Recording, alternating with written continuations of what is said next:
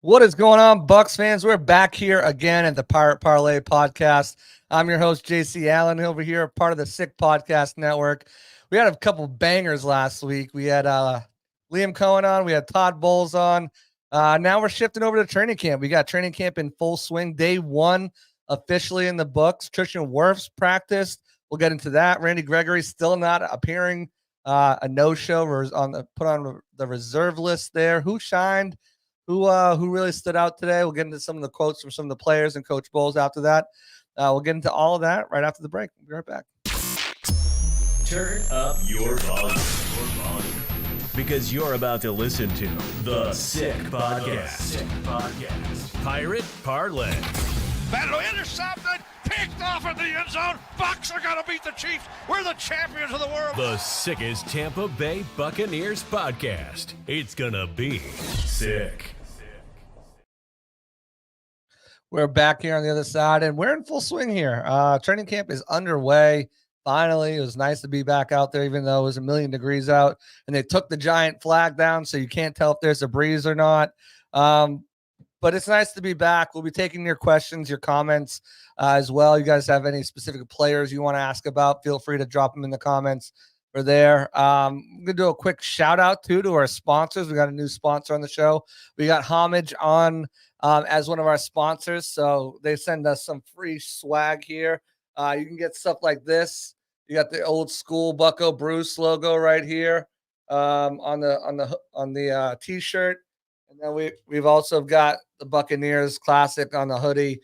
Great prices. They also have the Angry Runs Baker shirt on there. So a lot of good stuff from our friends over at Homage. Go check them out. The link will be on the YouTube in the YouTube bio. So check that stuff out. Good stuff from them over there. But let's get into training camp. Let's get into some thoughts.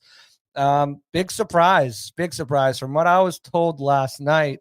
The team expected Wirfs to do some light, limited participation, do maybe some warm-ups and some individual drills, walk through stuff. They did not expect him, according to who I spoke to be a full participant in an 11-on-11s, 7-on-7s team drill, stuff like that. But he was out there as an active participant on 11-on-11s. It was great to see. Wirfs is fully bought in. He's in the building. And he's not, it looks like he's ended his hold in. Now we'll see what happens in pads. But we talked to head coach Todd Bowles afterwards, and he pretty much said he's ready to roll. He was asked do we think that his schedule is going to change up a little bit after pads? And he says, no, he's rolling. So we'll see if anything happens. Obviously we had him on the show last week, and he kind of said, he hopes he'll be there. He understands the business side of the things, but he said today, he's not surprised yet. He loves the game, he loves to play, he loves his teammates, and he did a good job out there today, as one would expect Wirfs to do. So it looks like Wirfs is going to be full participant going forward. Hopefully with the contract resolution in the short future. You kind of look what happened with Christian Darrisaw, just got a new deal. Trent Williams is looking for a new deal or more money. So I expect Wirfs to land in that 29 to 30 million per year range, resetting the tackle market. I think it's maybe just comes down to years, guaranteed money, structure, stuff like that. There's no doubt in my mind that the Bucs organization and Wirfs know that he's going to be resetting the tackle market this year. But what does that look like? Is it a 4-year deal where he gets to test the market at 29 again? Is it a 5-year deal, which I'm sure the Bucs would prefer, just kind of spread that cap hit out and structure it differently? But again, I think $29, $30 million, somewhere in that range, would probably like 85 to 90 million guaranteed on a 4 to 5 year deal is what he's looking for. And I'm sure we'll have some sort of resolution here soon. Negotiations should pick up soon. I know they're taking a break with the offseason. Jason was doing a lot of traveling and with his family and stuff like that, so kind of put on the back burner a little bit. But it's also makes you kind of question too, do they go the same route what they did with a lot of other players, right? You look at Carlton Davis, Jamel Dean, they both had to play out their final years. Granted, they weren't first round draft picks on 50-year options. Chris Godwin was another one. Mike Evans, obviously last year, Antoine Winfield last year. All of them had to play out their final year on their deal. Levante David to a lesser extent on 1 year deals. But do they say, hey, this is just kind of what we're doing, or do they let the market continue to build instead of locking him in now? Because as we've seen, tackles are getting locked up this offseason left and right. So I think a deal will be done sooner rather than later, but it's good news that he'll be out there with the team, learning this playbook together, getting that chemistry, that camaraderie that's so important on the offensive line, especially when you've got a new person next to you at left guard and potentially a new center. And we can move right on over there because Brent Bredesen was the guy taking those first team snaps at left guard. Him and Sue Peter in a competition. Now they did switch around back and forth, second and first team reps. So expect to see that, as Liam Cohen said, probably through Cincinnati week until they name a starting five, maybe a little bit after if they both really impress. But we're not going to learn anything till pads come on Monday. So we've got a couple more practice tomorrow, Friday, Sunday. Then pads come on Monday. So we'll kind of get a better picture of what these guys can do.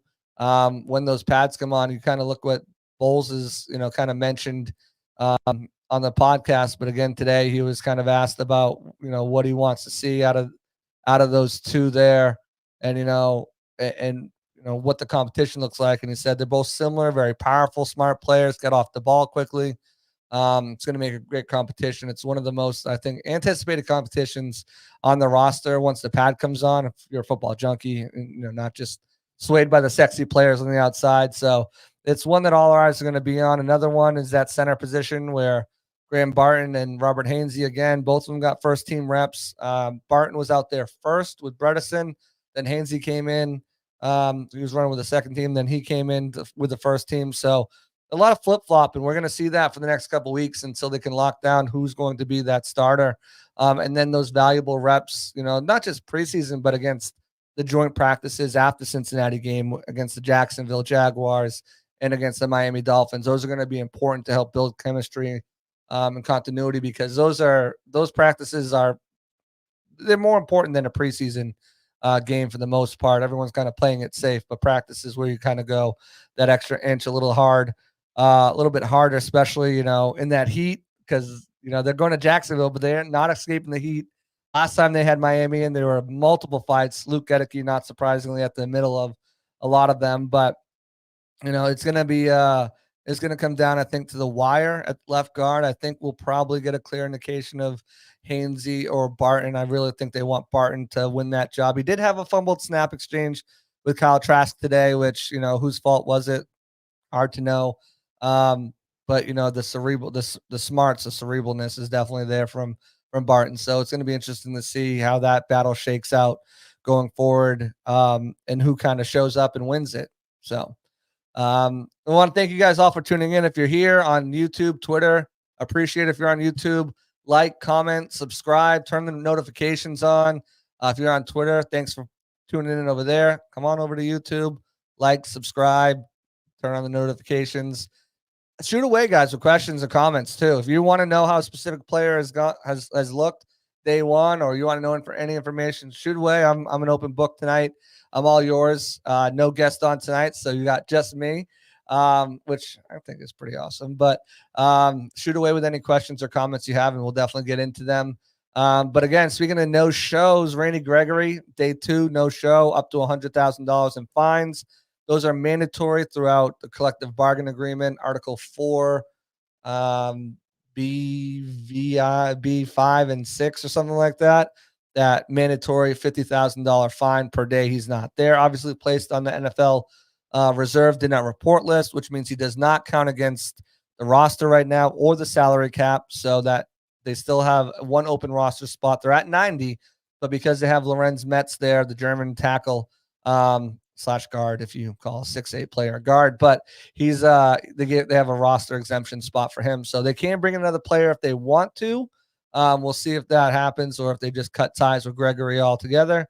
But he does not count against the cap either. They did give him a little bit of guaranteed money, but again, if he does not show up, they can go after that and kind of recoup that loss there as well. So the saga continues with him. Bowles did not want to talk about it. Obviously last week we had him on the podcast and he said, we'll see. Hasn't had any conversation with him. or any communication. Pretty much said, we're going to talk about the players. He's here. He's not here. We'll deal with it internally. We'll go from there. Didn't want to show any speculate on when he'll show up, why he's not showing up.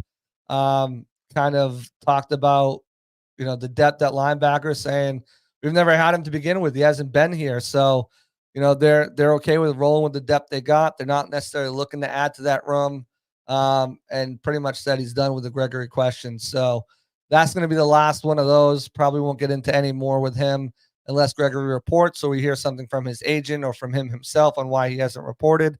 He is suing the NFL right now for over $500,000 for fines for marijuana, something that has been an issue with him in the past, had suspensions over it. Between mandatory minicamp and the first 2 days of training camp, he's already up over $230,000 in fines. So he's suing. If that's the reason why he's not reporting is because he's in a lawsuit with the NFL, then he's essentially, suing. Half of his lawsuit is gone in fines. So it'll be interesting to see kind of how that shakes out, what they do there. I think they're not going to want this to linger, be a distraction. The guys who are here aren't going to want to hear about it or be asked about it. So I think, the sooner rather than later, we'll get to a resolution, whether he shows up or whether he's cut. At first people thought he might challenge for a starting spot.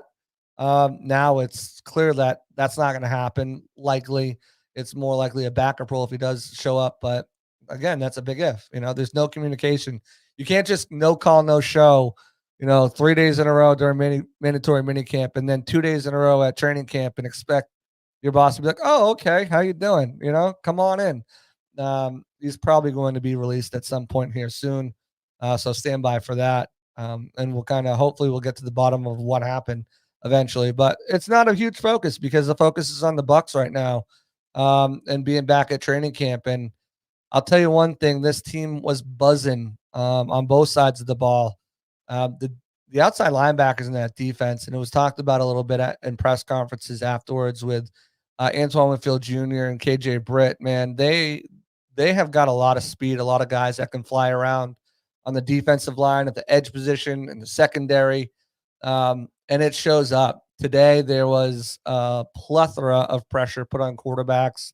Yaya Diaby, Joe Tryon-Shoyinka, Logan Hall, CJ Brewer, Will Golston, KJ Britt, all in the backfield at multiple times. Chris Braswell had really good pressures as well. So, I think it's a testament of what's to come and what the Bucs have wanted to do, right? We've heard about it the last 2 years, wanting to get younger, faster, smarter. This draft class, last year's draft class, is full of guys who are just football players, very intelligent, picking up things very quickly. I mean, think of how many undrafted guys and rookies played last year, and think of how many rookies are in line to play this year. I mean, you're looking at potentially 4 starters out of your first 4 picks on this team this year. And speed is one of the things that they all bring to the table, smartness, instincts. And I think that showed up today, and it has been showing up throughout the offseason, but specifically today, back out there in that heat and everything like that. So when you look at a guy like Chris Braswell, who's competing with like a guy like Joe Tryon-Shoyinka for that starting spot, for him to go out there, and again, it was a second unit just in school, but I mean, remember, he used to be a starter as well for San Francisco 49ers for, I think, a year and a half. It shows a lot that a rookie's coming in and beating a guy who has legit starting snaps for a quality organization. And he's successful doing it. So, high hopes for this defensive line, this edge rush group. I don't think they have any like true double digit, number one premier pass rushers, but if they can all contribute as a group and put that pressure on, that's only going to help the DBs make plays on the ball. And we saw some plays being made on that side too. Tavier Thomas came down with the first interception of camp. Tip pass from Kyle Trask off the hands of Sterling Shepard, fell right into his lap, and he took it to the house. So that was one play. Bryce Hall had a near interception too. Trask was targeting K-Dot, and then I mean, Bryce Hall should have had that interception. It somehow went through his hands and right into the open arms of K-Dot, who made a spectacular catch. The concentration that he showed there was really quite impressive. But again, another near interception. Josh Hayes had one that he dropped as well. So by Trask. Trask had a rough day today.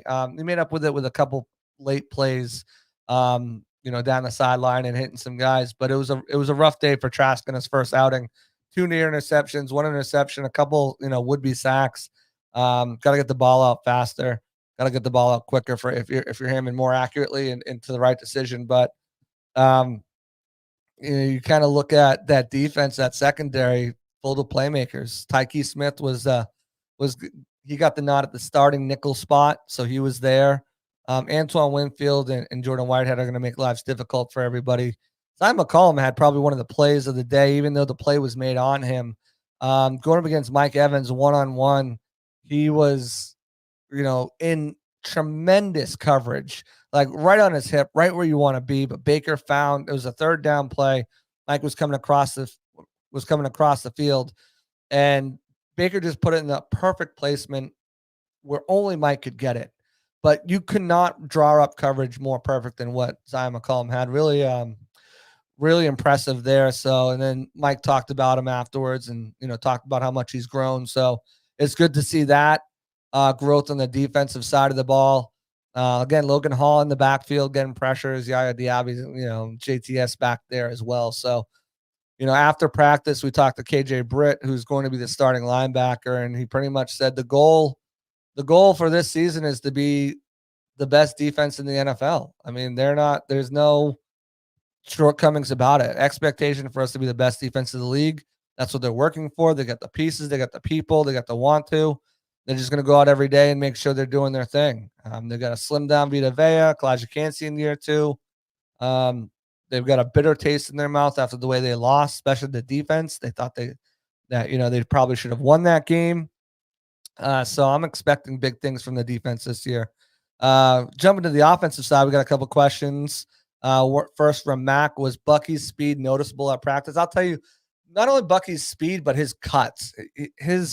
When he plants his foot and turns upfield, it's something we talked to Liam Cohen about last week or earlier this week, was he gets up to top speed really quickly. When he gets the ball, that's through the air, whether that's on the ground.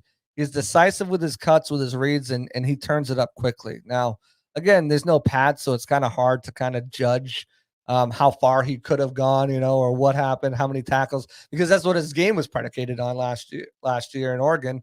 In his time there was breaking tackles, so making guys miss. So it's a little different because you're just kind of tagging somebody instead of wrapping them up. And obviously, it's easier to tag someone than to wrap someone up and tackle them, especially with a thick lower frame like he has. So it's going to be interesting to see when pads come on Monday if Bucky is as advertised when it comes to missing tackles and whatnot. But again, he's got his hands full going up against a really difficult defense week in and week out in practice. And even on the scout team is going to be stacked with some guys too. So he looked quick though, speed, getting up to top quickness. So he's not a burner. He's not going to run away from guys, but his ability to get up to that speed, and we'll see how much he guys makes miss. I'll tell you who impressed me too was Chase Edmonds. We didn't get to see a lot of him because he was injured later towards the year. He had a couple runs, but you want to talk about the burst he has? He had a nice play. We ran probably about 15 yards up the field, untouched, great blocking by the line. And I think that would have been a big run for him, regardless if they were in pads or not. That impressed me during OTAs and minicamp. But I think Chase Edmonds is a guy who a lot of people are kind of writing off because he wasn't available as much last year, and the running game stunk so bad. But I think Chase Edmonds is going to be a big part of this running game between him and Bucky, spelling Rashad White and different packages for both of those guys to get in there. I expect Chase Edmonds to have a really solid season as that number 2, number 3 back, especially playing on third down rolls. He had the play before he took off of that run. He had an amazing blitz pickup. KJ Britt came screaming from the right side, and then on the left side, they sent Antoine Winfield Jr., who came into the backfield, and just great pass protection pickup by Chase, just kind of nullified the pressure coming from Antoine's side, which let Baker get the ball out quickly to Chris Godwin. It only went about a yard past the line of scrimmage, but again, positive plays, not negative plays, right? That could have been a stack. if he didn't pick it up or didn't pick it up properly. So Chase Edmonds has definitely surprised me and kind of caught my eye and my attention so far. But Baker had a good day, and KGH for life, said, is it safe to say Baker was solid today? I think it was. I think Baker had a good day, picked up kind of where he left off. As Bull said, we've got articles over at Bucs Game Day, kind of with some of the quotes and some of the our thoughts on the day. So definitely head over there and check it out over at Sports Illustrated Bucs Game Day. But Bull said, it's Baker's job. He's driving the bus. He's got the keys to the bus. He's comfortable in this offense. It's something that he ran before. It's similar to what he ran last year. He ran a version of it in LA for those 4 weeks, when he went out there. So, I think what Cohen did, and again, referencing this latest pod we did with him, he put a lot of this on these guys up front and said, okay, we're going to install a boat ton. Coming to the camp, there's really good recall. Him and Mike Evans connected for a few beautiful plays. The one I mentioned before with Zion in pursuit, but another one on the left sideline, just over the head of Jamel Dean. Jamel's fast, but he's not as tall as Mike. And Mike went up and climbed the ladder, got it. It was a big play, but the chemistry between those two. I think Godwin's going to have a big year in the slot. Just, he's just there, that safety valve. Guy who knows to find across the middle of the field and find that open zone, open spot.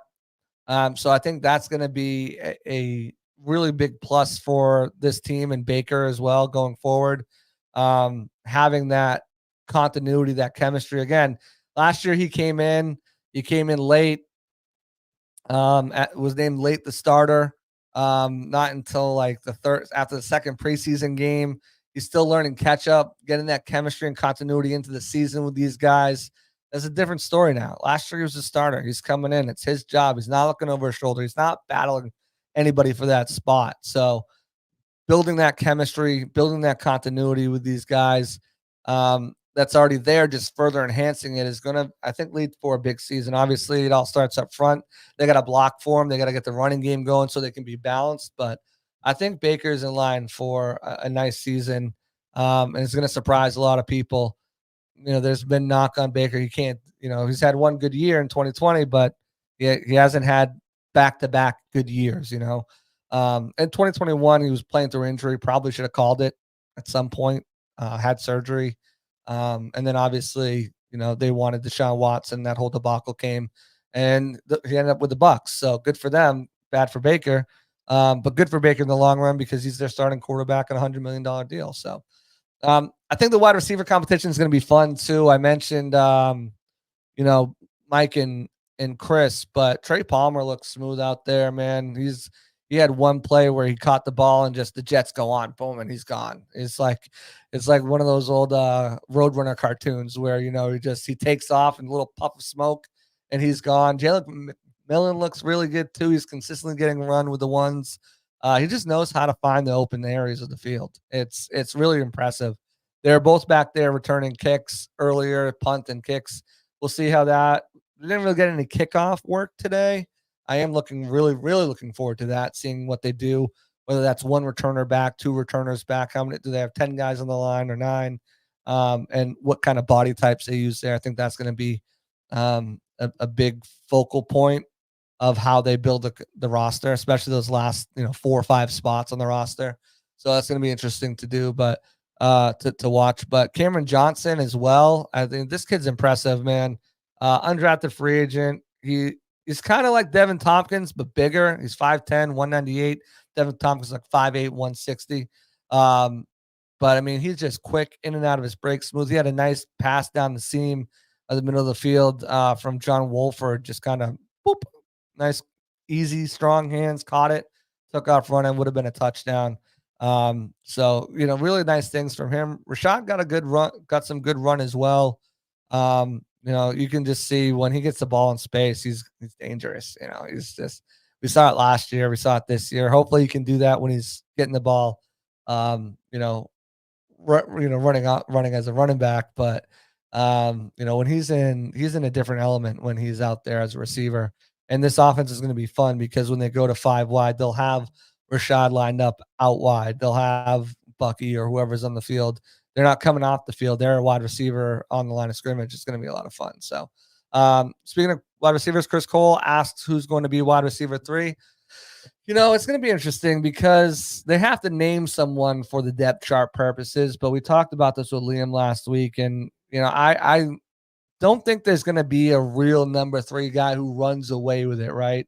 I think it's going to be a complement of Trey Palmer and Jalen McMillan, depending on, first of all, the opponent that week, where they can attack them. If it's a team that, plays heavy zone, maybe use a little bit more of Jalen McMillan, who can sit down and find those weak spots in zone.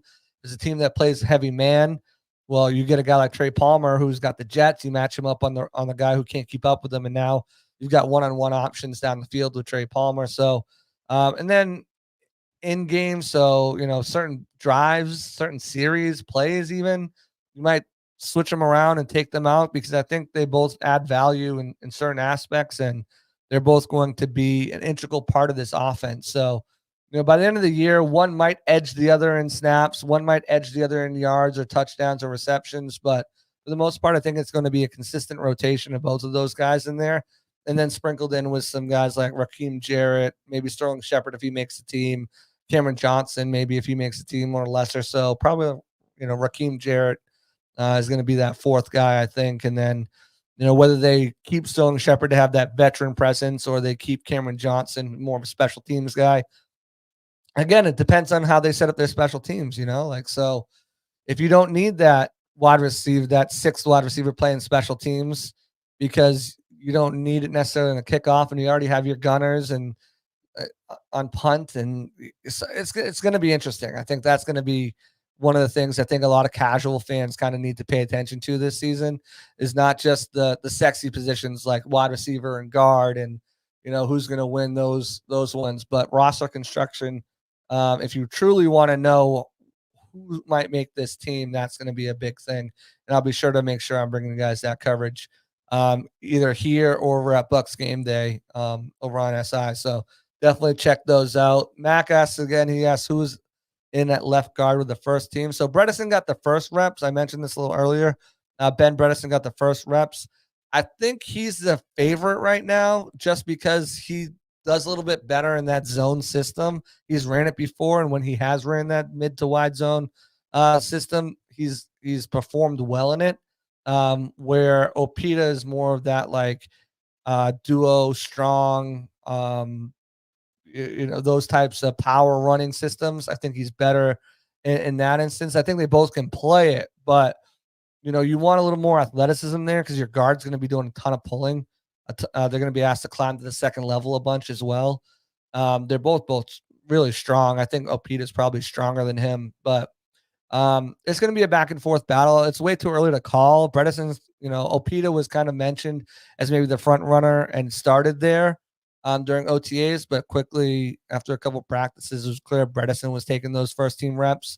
And again, he did so, but again, they switched out back and forth. So it's going to be a competition. Pads come on Monday. We'll see more what happens when those pads do come on, and kind of who pulls away. So Emily has a question. JC, what's your honest opinion on Randy Gregory? Why hold out on the Bucs when he's suing the league itself? He's ruining a good showing here. Right. I think when you look at a guy like Gregory, it's like, why sign in the first place, right? And I think, mental health is such a huge point of emphasis now in the NFL. You heard Tristan Wirfs talk about it openly last camp, the move to right tackle and left tackle and how much it got into his head. So that this is a mental health issue, and that's why he hasn't reached out to anybody, or he's just not right in his mentals. I can see that being kind of not an excuse per se, but a reason why he could maybe kind of just shut down. I mean, I think we've all been there, or most of us have been there, where we just kind of shut everything down because we just, whether it's stress, anxiety, life, whatever, it's just like, I just need to block everything out. But to do it over this extended period of time and not even give a heads up, like, hey, I'm just not doing well mentally or whatever. I mean, that's, I think that's irresponsible.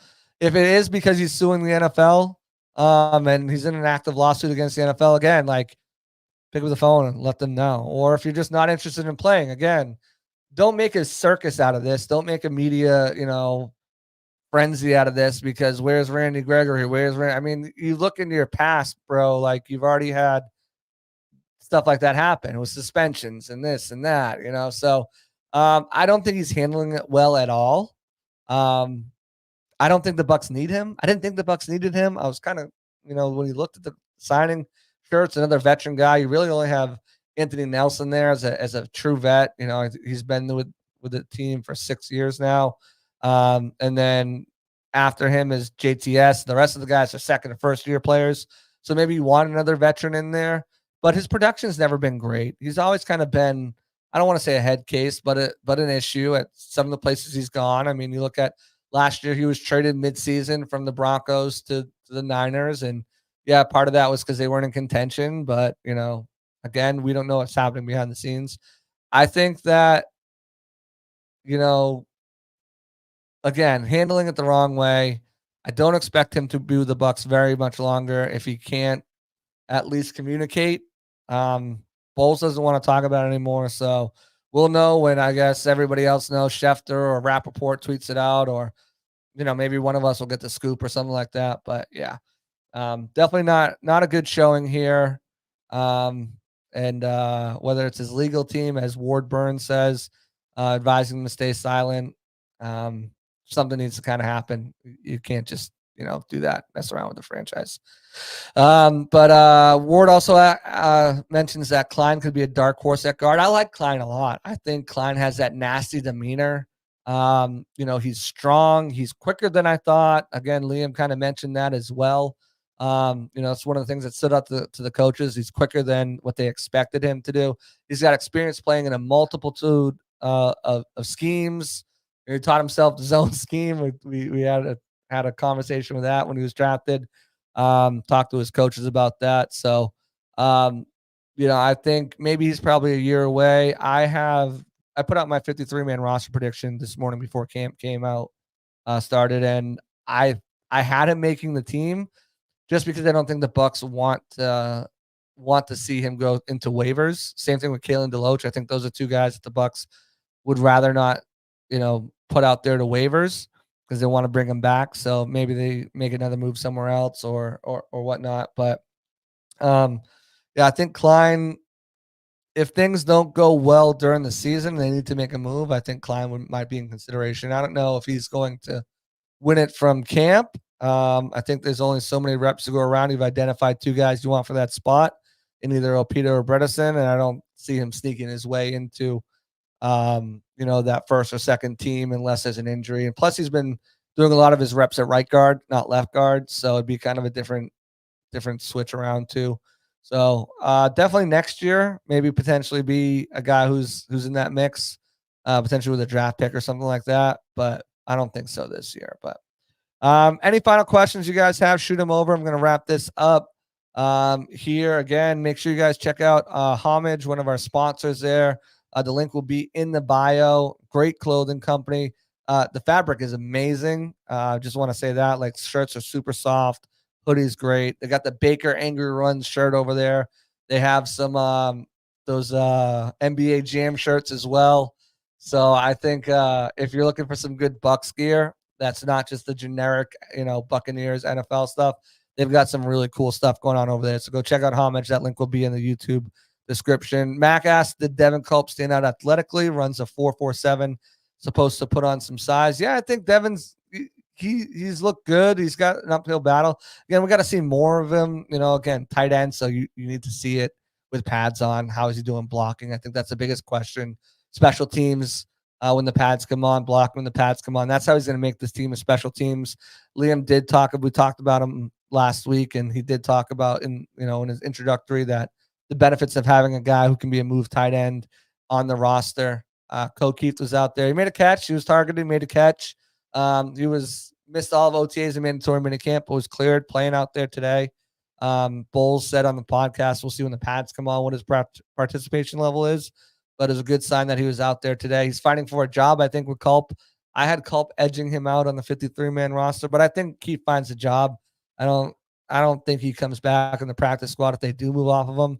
There's too many tight end needy teams out there. Tight end is the position where you look at them and there's maybe 10 tight ends that are like top guys, and then the rest of them, you've got this other tier that are kind of like K-Dot, and I would put in that tier. And then it's just bodies after that. And Keith has 3 years of NFL experience. He is a capable blocker. He showed that, and he's been a beast on special teams. So, yeah, it's going to be, I think that's going to be a really good battle between the two of them. I'm excited to watch that. Board says, excited to hear Mean Gene Deckerhoff say Funderburk in a couple. Tariq Funderburk, fire the cannons. That's my impression. But yeah, that's going to be pretty cool. Funderburk, you look good today. Didn't get beat. Obviously he had a good showing in OTAs and minicamp, had an interception, nearly another interception. I think Josh Hayes was the number 2 cornerback there when it came out, him and Bryce Hall. So Josh Hayes got trained at safety, nickel cornerback, and cross-trained a little at safety. Now he's bumping out to the outside. I think it's a battle between those two. I think Josh Hayes has the edge, though, just because of his special teams ability. Remember, he led the NFL, not the Bucs, the NFL in special teams tackles last year as a rookie and garnered an all-pro vote for it. So I think, when you look at Josh Hayes, as long as the transition to outside corner goes smoothly, he'll likely beat up Thunderberg, but he'll probably end up on the practice squad with a guy like Aaron Hayes, who they brought in as an undrafted guy, or maybe Chris McDonald or one of those other, Keenan Isaac, one of those other guys. I think they'll probably keep 2 corners just because of the lack of veteran depth on the team. They got Bryce Hall and Josh Hayes, and that's kind of the limit of their depth there on the outside, with Izzy and Tavier Thomas and Smith all kind of being those hybrid safety nickel backs. Maybe they keep an extra guy on there and decide not to keep a guy like Kayvon Merriweather at safety, although I think he's another guy who started 2 games for you, played well on special teams, and has shown the arrow points up. But yeah, it'll certainly be interesting to see how roster construction is. Again, I can't mention that enough because of this new kickoff rule.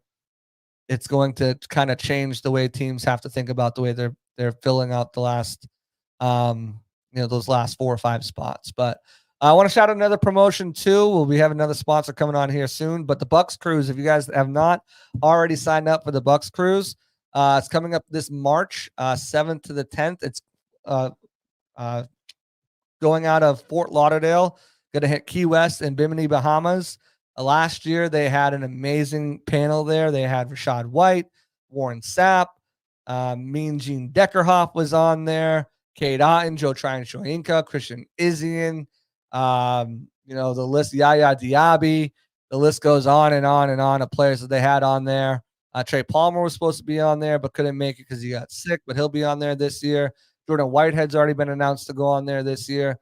There's going to be a ton of players on this year. Gronk has potentially been teased, and it's such a laid-back, cool environment. You get to hang out with the guys, talk to them. You see him kind of walking around this ship. Last year, I lost all my money with Jamel Dean playing roulette. It was not roulette. Craps. It was not good. He taught my wife how to play craps. She probably should have played instead of me. But it was an amazing time. Food was great. All you can eat buffets. The sit-down restaurants were great. Drinks were phenomenal. It was a great time. So definitely get your tickets there. Starting probably next week, I'll have all the information there, but you can go to Bucs Cruise, on Twitter, Instagram, Facebook, YouTube, just search it up on Google or whatnot. But yeah, definitely check that out. So come and sponsor. It's gonna be a great time. I can't wait. I'll be on there again this year with my wife. So definitely check that out for sure. But that's going to do it for me. I'm going to get out of here. I want to thank everyone for popping by. Again, like, subscribe, turn on notifications, tell a friend. We just got bangers. I'm going to get another guy on here probably next week or the week after. We'll keep the guests coming here as training camp moves on. We'll keep bringing you guys the best content I can, the best guests I can, the best insight and analysis I can. So appreciate everyone for sticking with me. Again, let's get these subs up. Tell some people, let them know. Send them the link, share it, copy it. Let's get this thing growing here.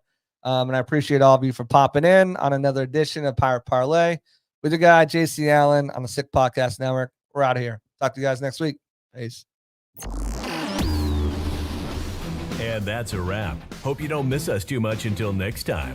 Follow the Sick Podcast Pirate Parlay on YouTube, Facebook, Google Play, and Apple Podcasts.